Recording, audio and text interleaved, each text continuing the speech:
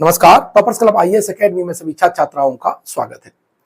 Current affairs की श्रृंखला आज से स्टार्ट कर दी है ताकि आपको पीसीएस के लिए, आरओ या रोमेंस के लिए, जीआईसी और एलटी ग्रेड के लिए उपयुक्त सामग्री मिल सके। ठीक है, आज के सेशन में हम महत्वपूर्ण 10 से लेकर 12 टॉपिक को डिस्कस करेंगे जिनके पूछे जाने की प्रबल संभावना है। ठीक है, चलिए शुरुआत से करते हैं। पहले हम बात कर लेते हैं युद्ध कौशल सैन्य अभ्यास की, है ना। आपने देखा होगा पीसीएस में युद्ध अभ्यास पूछ लिए थे और वो भी एक ही साल के पूछ लिए थे और क्रम से लगाने को पूछ लिए थे। ऐसे जब प्रश्न आते हैं एक ही साल के और डेट पूछ लिया जाए, ऐसा कम होता है, पहली बार आया था। लेकिन आपको कंसेप्ट के साथ याद करना चाहिए और मुझे लगता है कि पीसीएस प्री में जो 12 अक्टूबर को होने वाली है उसमें कंसेप्ट के साथ आएगा। ठीक है, ऐसा मेरा मानना है। लेकिन आपको कंसेप्ट और डेटा के साथ, डेट के साथ आपको पढ़ना चाहिए। पहला क्या है, युद्ध कौशल सैन्य अभ्यास की हम बात कर रहे हैं। ये भारतीय सेना ने इस अभ्यास का आयोजन किया है। कहां किया है? तो ये अरुणाचल प्रदेश में किया हुआ है। ठीक है, और अरुणाचल प्रदेश का कौन सा क्षेत्र है? कामेंग क्षेत्र है। कौन सा है? कामेंग। मोटे से लिख देता हूं, आप नोट करते रहिएगा। कामेंग क्षेत्र। कभी कभी ये भी पूछ लेता है कि कामेंग किसका भाग है या कामेंग का संबंध किस स्टेट से है, तो अरुणाचल प्रदेश से है। और ये युद्ध कौशल 3rd था। ये है क्या है? सॉरी, ये है क्या? ये एक्चुअली में नई पीढ़ी के युद्ध की तैयारी है। अब आप देखते हैं कि जो पारंपरिक युद्ध को अगली पीढ़ी की प्रौद्योगिकी, जैसे ड्रोन का अब युद्ध में उपयोग होने लगा है। और आपने देखा होगा सिंदूर आक्रमण जब हमने किया था, सिंदूर ऑपरेशन किया था, तो पाकिस्तान ने भी हम पर ड्रोन हमले किए थे। और यूक्रेन और रूस के बारे में काफी ड्रोन का युद्ध हुआ, है ना।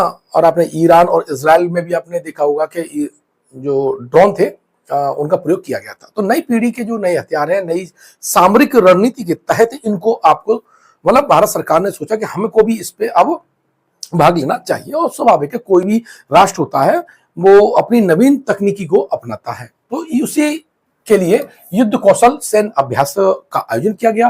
अरुणाचल प्रदेश के कामेंग क्षेत्र में है। अब इसमें कौन कौन सी टेक्नोलॉजी, जैसे ड्रोन है, मानव रहित प्रणालियां हैं, सटीक हथियार, सुरक्षित संचार, उन्नत रणनीति के साथ जोड़ करके बहुक्षेत्रीय ऑपरेशन को अंजाम दिया गया है। उसकी ये तैयारी चल रही है। इसमें प्राय भारतीय वायुसेना के साथ संयुक्त अभियान किया है। किसने? भारतीय रक्षा उद्योग ने। और इसमें शिक्षा जगत की भी भागीदारी है। यही इंपॉर्टेंट है कि केवल ये वाला जो अभ्यास है वो केवल सेनाओं का अभ्यास नहीं है। इसमें नवीन रणनीति के साथ एजुकेशन भी है, ट्रेनिंग भी है, प्रशिक्षण भी है, साथ ही नवीन अनुसंधान के लिए शिक्षा जगत को भी इसमें शामिल किया गया है। ठीक है, युद्ध कौशल 2025 की हम बात कर रहे हैं। ठीक है, तो इसमें गजराज कोर ने, कौन सा? गजराज कोर ने इसमें भाग लिया है। ठीक है, अब इसमें अश्विनी पलटनों, अब ये टेक्नोलॉजी बहुत इंपॉर्टेंट है कि इसका प्रयोग किया गया, शुरुआत देखी गई है। ये अश्विनी यानी असनी प्लाटून से, या हिंदी में पलटन से बोलते हैं, इसकी संचलनात्मक शुरुआत देखी गई है। ठीक है, जो भारतीय सेना की समर्पित ड्रोन इकाइयां हैं। अब यहां से पूछा जा सकता है आपसे कि असनी पलटनों का संबंध किससे है, या अखबारों में अभी चर्चा में रहा असनी पलटन शब्द किससे संबंधित है। इस तरह की प्रश्न पूछा जा सकता है और मुझे लगता है कि अब आप समझ जाएंगे कि असनी पलटन क्या है। ये भारतीय सेना की समर्पित ड्रोन इकाइयां हैं। ठीक है, तो आपने पढ़ा युद्ध कौशल सैन्य अभ्यास। ठीक है, कहां हुआ? कामेंग क्षेत्र में हुआ, अरुणाचल प्रदेश के में। और इसमें रक्षा उद्योग, शिक्षा जगत ने भी अपनी भागीदारी निभाई है। और ये नई पीढ़ी की जो रणनीतियां हैं उसके लिए ये आयोजन किया गया है। ठीक है, अब देखें अगला है, और मुझे लगता है कि ये पूछा जा सकता है आदिवाणी। इसमें हार्डी नहीं पढ़ी है, आप नोट कर लो, आदिवाणी। ठीक है, आदिवाणी प्लेटफॉर्म की बात कर रहे हैं। ठीक है, ये एआई आधारित अनुवाद एप्लीकेशन है, ऐप है आदिवाणी। ये पूछा जा सकता है और ये हिंदी, अंग्रेजी और 6 आदिवासी भाषाओं के अनुवाद के लिए, ध्यान, यहाँ आदिवासी भाषाएं इसमें शामिल कर दी गई हैं। हिंदी और अंग्रेजी के साथ साथ में। तो ये आदिवासी भाषाएं आपको याद होनी चाहिए, चाहे आप यूपीएससी की तैयारी में जाएं या आरओ और यार की मेंस में जाएं या पीसीएस प्री में जाएं, ये भाषाएं आपके लिए इंपॉर्टेंट हो जाएंगी कि आदिवासी ऐप में, जो कि एक अनुवाद ऐप है, कौन कौन सी आदिवासी भाषाओं को शामिल किया गया है। तो है भीली, मुंडारी, गोंडी, संथाली, कुई और गारो। ठीक है, इनको आप नोट कर लेंगे, लिख लेंगे। अब देखो, इसे आदि कर्मयोगी के माध्यम से परखा जाएगा। इसका जो उपयोग है वो किसे आदि कर्मयोगी के माध्यम से परखा जाएगा, जो जनजाति जिलों में क्षमता निर्माण की एक राष्ट्रीय पहल है। 1 लाख गांव और 20 लाख स्वयं सेवकों को इसमें शामिल किया गया है आदि योगी कर्मयोगी में। इससे पहले हम जानते हैं कि भाषणी ऐप लॉन्च किया था भारत सरकार ने। ठीक है, भाषणी, ये भी प्रश्न पूछा जा सकता है। ये राष्ट्रीय भाषा अनुवाद मिशन के रूप में, है ना, भाषणी को डिजिटल इंडिया के तहत लागू किया गया है। यह है क्या, इसे देख लेते हैं। तो यह कृत्रिम बुद्धिमत्ता और प्राकृतिक भाषा संस्थान का उपयोग करके डिजिटल सामग्री और सेवाओं को कई भारतीय भाषाओं में सुलभ कराता है। ध्यान रखिएगा, इसे इलेक्ट्रॉनिक्स और आईटी मंत्रालय के अंतर्गत डिजिटल इंडिया भाषणी प्रभाग द्वारा कार्यान्वित किया जा रहा है। अब आप देख ले, भाषणी ऐप किस मिशन के तहत है, ये कौन से कार्यान्वयन कर रहा है, ये पॉइंट दोनों आपके लिए इंपॉर्टेंट हो जाएंगे। ब्राइट स्टार, ठीक है, युद्ध अभ्यास, ये बहुत इंपॉर्टेंट है। अभी जो मिस्र में इसका आयोजन किया जा रहा है, किसको, ब्राइट स्टार 2025 को किया जा रहा है। और ये कब से स्टार्ट हुआ, ये 28 अगस्त से स्टार्ट हुआ है। कब, 28 अगस्त से। और ये कब तक चलेगा, ये 10 सितंबर तक चलेगा। कब चलेगा, 10 सितंबर तक ये चलेगा। ये डेट आप नोट कर लीजिएगा। और ये ब्राइट स्टार 2025 है, ये 19वां संस्करण है। कौन सा, 19वां संस्करण है। और इसमें 43 देश भाग ले रहे हैं। कौन से देश, 43 देश इसमें भाग ले रहे हैं। बहुत बड़ा सैन्य अभ्यास है। अमेरिका और जो मिस्र है, ठीक है, इसकी इसमें प्रत्यक्ष भागीदारी है। और मिस्र और अमेरिका के द्वारा संयुक्त रूप से इसे 1980 में शुरू किया गया था। ठीक है, बहुत महत्वपूर्ण, यानी द्विवार्षिक है, बहुपक्षीय सैन्य अभ्यास है। और मिडिल ईस्ट और उत्तरी अफ्रीका, है नहीं, जिसे मेरा क्षेत्र इसमें शामिल किया गया है बड़ी मात्रा में, बड़ी संख्या में, सॉरी। ठीक है, तो आपने ब्राइट स्टार 2025 है, 28 अगस्त से 10 सितंबर है, 19वां संस्करण है। ठीक है, 1980 से ये शुरू किया गया था। अभी वर्तमान में 28 अगस्त से लेकर 10 सितंबर के बीच में इसका आयोजन हो रहा है, वर्तमान में हो रहा है ना। ये 19वां संस्करण है। मुझे लगता है सारी पॉइंट अब आपको याद हो गए होंगे। ठीक है, चलो आगे चलते हैं बिल्कुल। और अब आते हैं राष्ट्रीय खेल दिवस 2025 को मैंने इसमें शामिल किया है। और मुझे लगता है ये प्रश्न पूछा जा सकता है ना। राष्ट्रीय खेल दिवस 29 अगस्त को मनाया जाता है। और हम जानते हैं कि ये मेजर ध्यानचंद, है ना, मेजर ध्यानचंद की जयंती के स्वरूप में उनको सम्मान देने के लिए ये मनाया जाता है। ठीक है, इस दिवस को 2012 में राष्ट्रीय दिवस के रूप में घोषित किया गया था। 2019 में फिट इंडिया मूवमेंट की शुरुआत इसी दिन से की गई थी। यह भी प्रश्न पूछा जा सकता है। भारतीय फिटनेस और खेल यात्रा में एक महत्वपूर्ण उपलब्धि इसने हासिल की है। थीम बहुत इंपॉर्टेंट है। ये डेट और थीम, ये हमेशा आप नोट करके रहिए। यहां से अक्सर प्रश्न पूछे जाते रहते हैं। इस साल इसकी थीम क्या है, फिट इंडिया मिशन के तहत इसे 1 घंटा 1 खेल के मैदान में, है ना, थीम के साथ इसे लॉन्च किया गया है। थीम क्या है, 1 घंटा 1 खेल के मैदान में, 29 अगस्त और मेजर ध्यानचंद। अब आए Papua New Guinea, world geography में बहुत महत्वपूर्ण है और इस बार ये चर्चा में है। पापुआ न्यू गिनी है, जिसकी राजधानी पोर्ट मोरेस्बी है। ठीक है, भारतीय नौसेना का युद्धपोत पापुआ न्यू गिनी के 50वें स्वतंत्रता दिवस के समारोह में शामिल होने के लिए पोर्ट मोरेस्बी पहुंचा है। भौगोलिक स्थिति की हम बात कर लेते हैं। ये देवा छोटा सा है, बाकी अभी डिटेल बताऊंगा।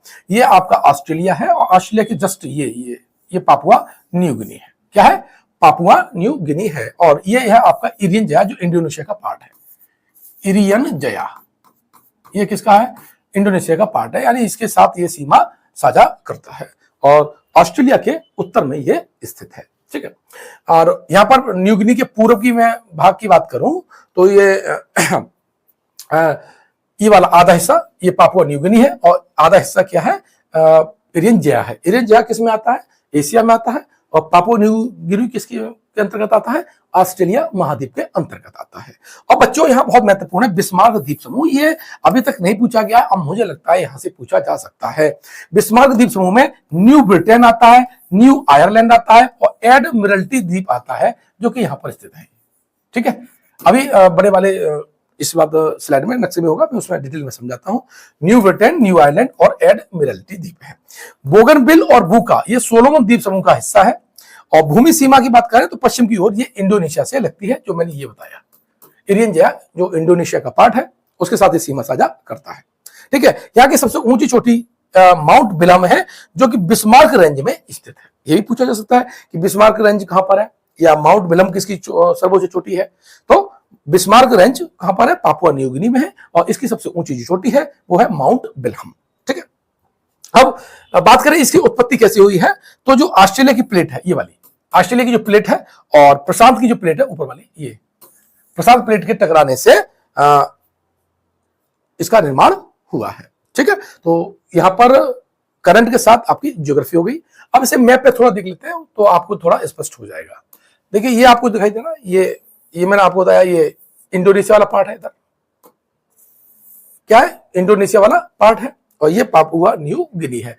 अब मैं वही बताता, न्यू ब्रिटेन कहां पर है, तो ये है आपका न्यू ब्रिटेन। ठीक है, क्या है, न्यू ब्रिटेन है। ऊपर की बात करें, ये वाला जो द्वीप है वो न्यू आयरलैंड है। कौन सा है, न्यू आयरलैंड है। मुझे लगता है आपको ये याद हो गया होगा और ये पूछा जा सकता है। अब यहां से है बिस्मार्क सी पूछा जा सकता है, सोलोमन सी पूछा जा सकता है, या बिस्मार्क और बिस्मार्क के नीचे सोलोमन सागर है। ठीक है, और यहां आप जाएंगे नीचे तो यहां पर अराफुरा सागर आ जाएगा। अराफुरा सागर ऐसे पूछा जा सकता है। ठीक है, क्रम से पूछ सकता है। तो कौन सा, बिस्मार्क सागर, सोलोमन सागर और अराफुरा सागर। जब आप ऑस्ट्रेलिया महाद्वीप पढ़ेंगे तो ये आपको बहुत अच्छी तरह से वहां डिटेल में मैंने समझाया है। चलो अब आगे चलते हैं बच्चों। तो है मैग्सेसे पुरस्कार है भैया, जब भी ये होता है उस साल इंपॉर्टेंट रहता है। ये तो जो भी थोड़ा भी बहुत तैयारी करता है वो जानता है। 2025 में ये किसको मिला है, एजुकेट गर्ल्स को मिला है। ये गैर सरकारी संगठन है। ये कहाँ का है, ये भारत का है और यह पुरस्कार जीतने वाला एजुकेट गर्ल्स भारत का पहला संगठन है, इसलिए ये इंपॉर्टेंट हो जाएगा। ठीक है, मैग्सेसे पुरस्कार के बारे में बात कर लेते बच्चों। तो ये 1957 में स्थापित किया था और पहली बार ये 1958 में दिया गया था। इसे एशिया का सर्वोच्च सम्मान माना जाता है और एशिया का इसे नोबेल भी कहा जाता है और ये प्रतिवर्ष दिया जाता है। जानते क्यों है कि ये फिलीपींस के पूर्व राष्ट्रपति थे रेमन मैग्सेसे। ठीक है, उनकी स्मृति में दिया जाता है। उनकी नेतृत्व क्षमता के सम्मान में ये पुरस्कार दिया जाता है। ये बहुत अच्छी तरह से पढ़ लीजिएगा। क्या बताया मैंने, एजुकेट गर्ल है, 2025 में रेमन मैग्सेसे पुरस्कार है। ये कहाँ का एनजीओ है, ये इंडिया का एनजीओ है और ये क्या है, इंडिया का पहला एनजीओ है जिसे मैग्सेसे पुरस्कार प्राप्त हुआ है। आगे बात करें तो भारत अमेरिका संयुक्त सैन्य अभ्यास जिसे 2025 की बात कर लेते हैं, तो उसकी एक टुकड़ी है हमारी 114 सितंबर 2025 को इसमें शामिल होने के लिए गई है। ठीक है, तो भारतीय सेना की एक टुकड़ी 114 सितंबर 2025 तक होने वाले भारत अमेरिकी संयुक्त सैन्य अभ्यास युद्ध अभ्यास 2025 के 21वें संस्करण में भाग लेगी। और ये होगा कहां, ये मोस्ट इंपोर्टेंट है, फोर्ट बेनी राइट, और ये अलास्का में है। जैसे आप पढ़ेंगे, ये आपका उत्तरी अमेरिका है और ये वाला जो पार्ट है ये अलास्का वाला पार्ट है। अभी अलास्का में आपने देखा होगा रूस और अमेरिका के राष्ट्रपति मिले थे। ठीक है, तो इसी अलास्का में 114 सितंबर 2025 को जो संयुक्त सैन्य अभ्यास होगा भारत और अमेरिका के बीच में, भारत और यूएसए के बीच में। ये आपको डेटा याद होना चाहिए, डेट भी याद होना चाहिए, 21वां संस्करण भी याद होना चाहिए और कहां हो रहा है ये भी याद होना चाहिए। अब इसमें देखें तो मद्रास रेजिमेंट की एक बटालियन के कर्मी इसमें गए हैं।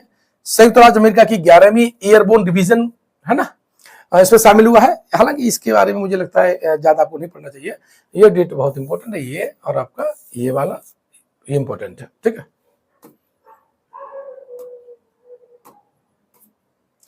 आगे चले एनसीईआरटी। भैया मुझे लग रहा है एनसीईआरटी से इस बार प्रश्न आ जाएगा।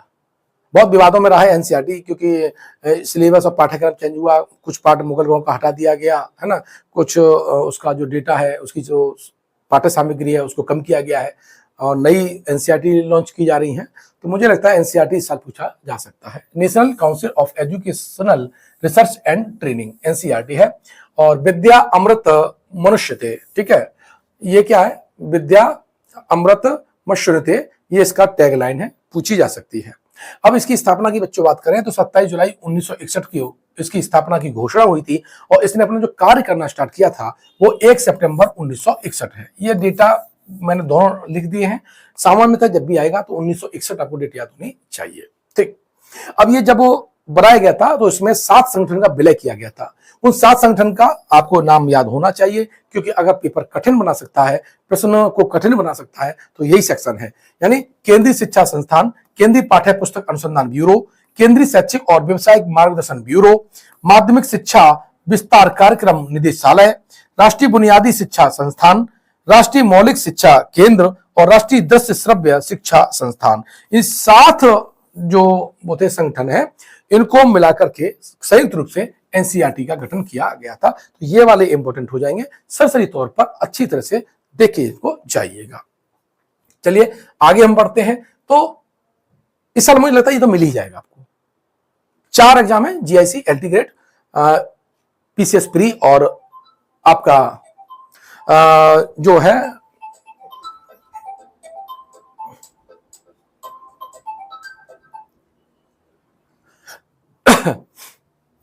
तो नुआखाई महोत्सव है, ठीक है। तो नुआखाई महोत्सव की बात कर लेते हैं। तो नुआखाई महोत्सव 2 शब्द उड़िया शब्दों से मिलकर बना है, नुआ और खाई, ठीक है। इसका अर्थ है नए धान के चावल का सेवन। क्या है? नए धान के चावल का सेवन है। और ये पर्व हर वर्ष गणेश चतुर्थी के एक दिन के बाद में भाद्रपद मास की शुक्ल पंचमी तिथि को मनाया जाता है।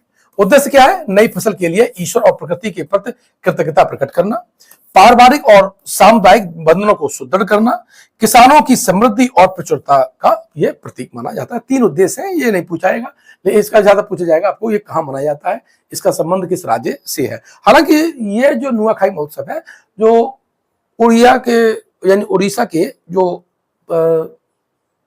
समीपी या पड़ोसी राज्य हैं, वहां पर ये मनाया जाता है, ठीक है। यह त्योहार उड़ीसा विशेषकर संबलपुरी क्षेत्र और झारखंड में उससे जो लगता हुआ क्षेत्र है और छत्तीसगढ़ में भी मनाया जाता है, ठीक है। लेकिन मूलतः ये किसका है? ये उड़ीसा का है। किसका है? उड़ीसा का है।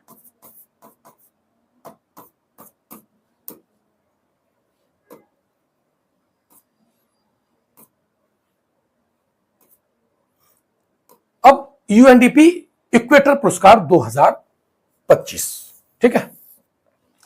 अब देख लेते हैं 2025 में संयुक्त राष्ट्र विकास कार्यक्रम यानी यूएनडीपी के द्वारा इक्वेटर पुरस्कार प्रदान किया गया है। किसको दिया गया है? तो ये कर्नाटक राज्य की महिला किसान समूह है, बीवी फातिमा स्वयं सहायता समूह को यह प्रदान किया गया है। क्यों किया गया है? इसने पारंपरिक खेती को आधुनिक सतत कृषि पद्धतियों से जोड़ा है। इस कार्य के लिए ये यूएनडीपी इक्वेटर पुरस्कार 2025 बीवी फातिमा स्वयं सहायता समूह को दिया गया है। अब देखो इक्वेटर पुरस्कार 2025 की थीम क्या थी? प्रकृति आधारित जलवायु कार्यवाही, नेचर ऑन क्लाइमेट एक्शन, ठीक है। इक्वेटर पुरस्कार की बात करें, शुरुआत कब हुई है? तो ये 2002 में इसको आरंभ किया गया था। इसकी शुरुआत 2002 में हुई है, ठीक है। आगे चलें तो वैश्विक शांति सूचकांक 2025 हमेशा इंपॉर्टेंट रहे हैं। तो देखिए वैश्विक शांति सूचकांक यानी ग्लोबल पीस इंडेक्स जीपीआई जिसे बोलते हैं, एक वार्षिक रिपोर्ट है और ये शांति एवं सुरक्षा की स्थिति का मूल्यांकन करती है। कौन जारी करता है? तो इकोनॉमिस्ट इंटेलिजेंस यूनिट जारी करता है। ये कई बार प्रश्न पूछा जा चुका है, ठीक है। अब टॉप 4 देखें तो आइसलैंड पहला नंबर है, इसमें आयरलैंड दूसरे नंबर पर है, न्यूजीलैंड तीसरे नंबर पर है और ऑस्ट्रिया चौथे नंबर पर है, ठीक है। भारत की पोजीशन हमेशा आपके लिए इंपॉर्टेंट रहेगी, वो है इस साल 2025 में 115वां ही रैंक है हमारी, और 2024 की बात करें तब भी हमारी 115 में ही थी। यानी दोनों साल क्या है हमारी 115 रही है। 2025 और 2024 दोनों में कितनी है हमारी? 115 है ना। तो वैश्विक शांति सूचकांक की बात कर रहे हैं, भारत की रैंकिंग कितनी है? वो है 115 है। टॉप पे कौन है बच्चों? टॉप पे आइसलैंड, फिर है आयरलैंड, फिर है न्यूजीलैंड और ऑस्ट्रिया। यानी टॉप 4 याद होने चाहिए। कौन जारी करता है? इकोनॉमिस्ट इंटेलिजेंस यूनिट जारी करता है। मुझे लगता है कि ये पॉइंट आपने नोट कर लिए होंगे। वीडियो को फास्ट में चला के मत देखिएगा, नहीं तो फिर मुझे लगता है कि जो शैली है वो थोड़ी गड़बड़ाती है। आराम से लिखिएगा, टाइम निकालिएगा। ये सारे आने वाले प्रश्न हैं, ठीक है। तो इस तरह से मैंने आज के महत्वपूर्ण जो टॉपिक जो एग्जाम की दृष्टि से आपके लिए उपयोगी थे उनको मैंने शामिल किया है। आप इसे अच्छी तरह से पढ़ेंगे, लिखेंगे और टेस्ट देंगे। धन्यवाद।